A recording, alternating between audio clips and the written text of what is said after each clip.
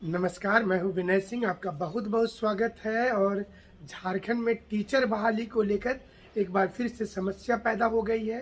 Teacher बहाली यानी कि जो 50,000 में से 26,000 सीटों की वैकेंसी आने वाली थी, उसे लेकर अब ये विवाद होता हुआ नजर आ रहा है कि ईडब्ल्यूएस के नाम पर वैकेंसी फिर से रुक जाएगी। ऐसे में वैकेंसी आने में अब समय लग जाएगा और जनवरी के पहले वैकेंसी आना संभव नहीं होगा। उन स्टूडेंट्स को करारा झटका लगा होगा जो लोग ये मान करके चल रहे थे कि दिसंबर महीने में वैकेंसी आ जाएगी, लेकिन नियमावली बनाते समय ही झारखंड में पेंच फंसा दिया जाता है और स्टूडेंट्स इसको समझ नहीं पाते और धीरे धीरे वैकेंसी जो है वो काफ़ी डिले हो जाता है। इस बार डिले का कारण ये है कि पिछले नवंबर 30 तक में सारे ज़िले ने अपना बता दिया था कि उनके पास कितनी सीट है और कितने सीट में वो रिजर्वेशन देना चाहते हैं। लेकिन ये राज्य स्तरीय बहाली के लिए जो रिजर्वेशन फार्मूला था वो लागू था। लेकिन ये जो टीचर बहाली हो रही है ये डिस्ट्रिक्ट वाइज होगा, 24 जिले में होगा। अब सवाल ये उठता है कि ईडब्ल्यूएस का रिजर्वेशन इस 24 जिले में कैसे दिया जाएगा। सुप्रीम कोर्ट के और हाई कोर्ट के गाइडलाइन के अनुसार 2019 से जितनी बहाली राज्य में या तो रुकी हुई है या फिर चल रही है या आने वाली है, उसमें ईडब्ल्यूएस का 10% रिजर्वेशन देना जरूरी होगा। ऐसे में जब ये नियम बनाया जा रहा था तकरीबन 26,000 सीट को लेकर के, जो बार बार शिक्षा मंत्री अपने बयान में बोलते हैं, उन्होंने स्पष्टता किसी डिस्ट्रिक्ट को किया नहीं। लिहाजा डिस्ट्रिक्ट ने 10% को काटकर यानी कि ईडब्ल्यूएस का रिजर्वेशन को काटकर बाकी रिजर्वेशन को लेकर के चिट्ठी भेज दिया। चिट्ठी भेजने के बाद जब सारी चीज हो गई और विज्ञापन निकलने वाला था इस महीने, इसी में ये पेच आ गया कि ईडब्ल्यूएस तो छूट गया है। अब सवाल ये उठा कि ईडब्ल्यूएस का राज्य स्तरीय आधार पर क्या रिजर्वेशन दे दिया जाए। हालांकि ये बहाली डिस्ट्रिक्ट वाइज हो रही है, इसलिए हर डिस्ट्रिक्ट के अलग अलग सीट होंगे, अलग अलग सब्जेक्ट होंगे। और ऐसे में सवाल ये सामने आ गया कि अगर इसे लागू कर दिया जाता है, विज्ञापन निकल जाता है, तो कोर्ट में मामला चला जाएगा और इस पर रोक लगना लाजमी हो जाएगा। यही कारण है कि अब सरकार फिर से एक बार विधि विभाग को फाइल भेज रही है और ये भेजने के बाद फिर से सभी डिस्ट्रिक्ट में ये भेजा जाएगा। वहां के रिजर्वेशन में ईडब्ल्यूएस का 10% कितना किस डिस्ट्रिक्ट में होगा ये मंगवाया जाएगा। ये सब होने में कम से कम 1 से 2 महीने का वक्त लगेगा। तो जनवरी में भी आसार कम हो जाएंगे वैकेंसी आने के और फरवरी तक डेट जा सकता है।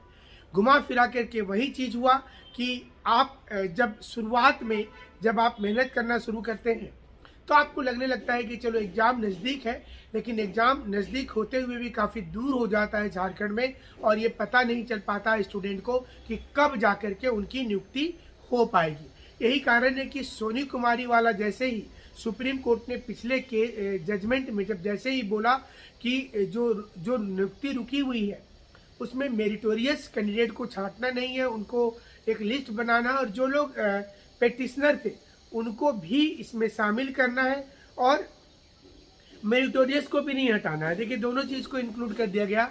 स्टूडेंट के लिए असमंजस हो गया कि अब वो क्या करे। जो लोग लिस्ट में शामिल नहीं थे क्या उनको मौका नहीं मिलेगा। लेकिन इसके दूसरे पहलू को देखेंगे तो मेरिटोरियस को छांटने भी नहीं बोला है, इसका मतलब उनको भी मौका दिया जाएगा। इतना बड़ा कन्फ्यूजन है और सुप्रीम कोर्ट की जजमेंट जो होती है वो इतना कॉम्प्लिकेटेड लिखा जाता है इंग्लिश में कि वो समझ से परे हो जाता है लोगों का कि वो बोलना क्या चाह रही है। हमारा तो यही रिक्वेस्ट होगा कि जब जजमेंट देती है कोर्ट तो स्पष्ट लाइन लिखे, किंतु परंतु नहीं लिखे, क्योंकि स्टूडेंट वकील नहीं है कि वो एथिक भाषा को समझेगा। ज़्यादा हम इस पर बोलेंगे नहीं तो फिर एक कंटेम्प्ट ऑफ कोर्ट का मामला बन जाएगा।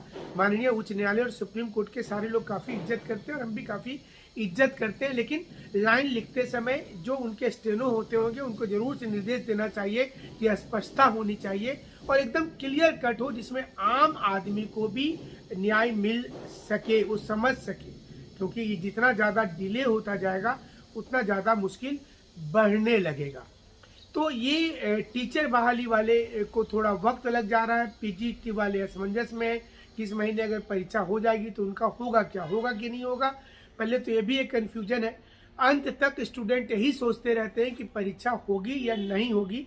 होगी तो इसका वास्तविकता क्या होगा, मतलब वास्तव में नौकरी रुकी हुई रहेगी या फिर हाथ से निकल जाएगी। इसलिए ज़रूरत है एक बेहतर नियमावली बनाने का और एक ऐसा दूसरे राज्यों से सीखने का कि वहाँ दिक्कत क्यों नहीं होता है, सब कुछ होने के बाद यहाँ प्रॉब्लम क्यों हो जा रहा है। तो ये समस्या को सरकार को सोचने की ज़रूरत है और उम्मीद करते हैं कि 26,000 जो टीचर बहाली आने वाली है उसके लिए बहुत जल्द एक नोटिफिकेशन आ जाएगा। लेकिन ये जितना डिले होगा, जेटेट विद्यार्थी उतना सरकार पर प्रेशर डालेंगे कि नया जेटेट को ले लेना चाहिए। हालांकि बीच में जगन्नाथ महतो ने स्वयं कहा था कि स्टूडेंट को जहाँ जाना है जाइए, वो डरने वाले नहीं है, उनको जो मन में आएगा करते रहेंगे।